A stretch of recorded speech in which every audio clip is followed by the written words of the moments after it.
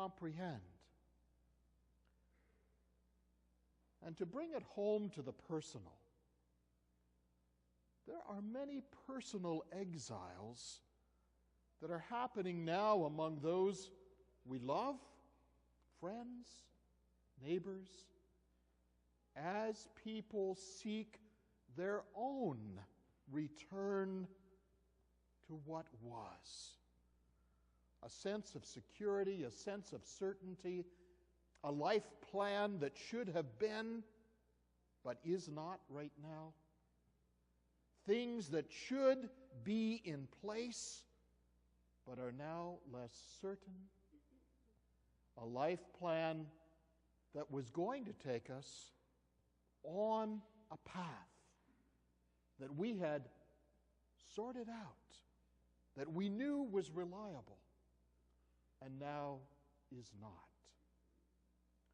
Even institutions, churches, are discovering that everything they thought was normal about how they would do ministry and mission and what their capabilities would be, all of that is now in flux.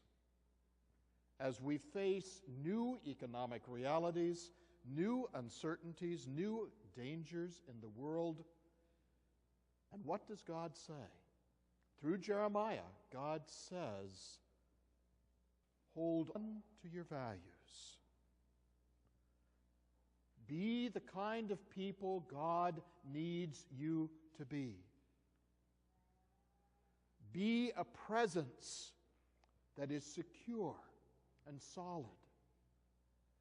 Look to the welfare of the city where you live your lives. Contribute your life in positive ways. And don't allow the despair, the disappointment, the change in life to throw you for a loop.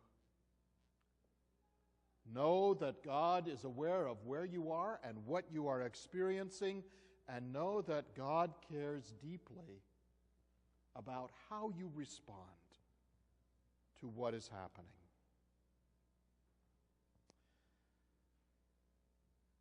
William Stringfellow reflected many years later on that self-imposed exile in the heart of Harlem, and on everything he had learned about himself and on life's journey while he was there. And while he lived there in that setting that was desperately poor and totally unfamiliar, he learned a lot about himself. And he learned a lot about the gifts, the values that all people cherish, that are important to everyone. And he made many wonderful friends in that place. And years later, he reflected, I grew a lot in those tough times. I learned how I might survive and not collapse. I learned how to live my life filled with strength and determination, even though I was surrounded by despair and disappointment every day.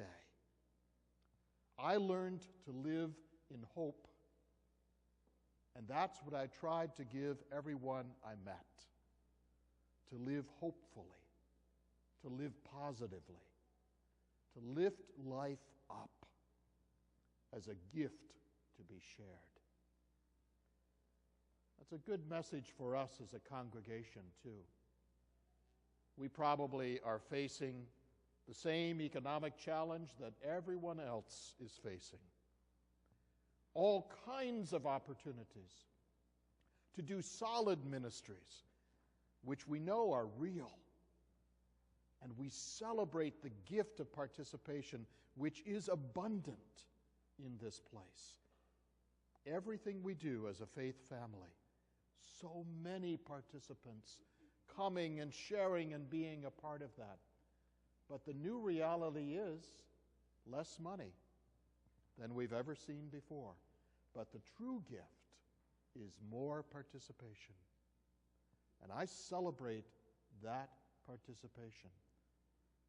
And as we share our lives, we share our positive attitudes, we share our hope, we do not walk away in despair. We do not say, woe is me. We say, we've got stuff to do. As Jeremiah said, we have a garden to plant and tend. We have a harvest to take in. We have tasks to be about. And by God's gift of spirit and energy, wisdom and strength, we will do it. And that needs to be very much the story of our lives as we live in this time that feels like a very new, strange place in our world of North America and in the whole world.